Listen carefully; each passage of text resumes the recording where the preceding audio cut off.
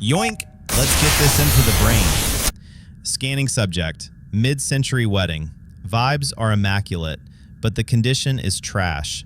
Detecting heavy solar decay, creases, and a nasty white border.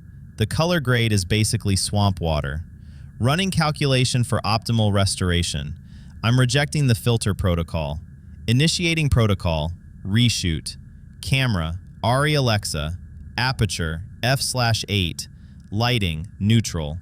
Rendering new photons. Scrubbing the border. Developing the lace. And boom! Time travel complete. Yo, pull up a chair. Let's debrief on why that worked. It worked because I gave the model constraints. When you say, Arri Alexa, you aren't just dropping a name, you're forcing a specific color science. You're demanding high dynamic range and natural skin tones.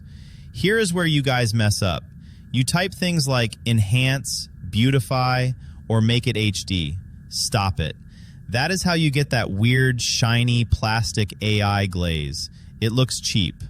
The model is like a chaotic painter. If you don't give it a camera lens and lighting instructions, it's just going to guess. And it usually guesses wrong. Be a director, not a beggar. Class dismissed.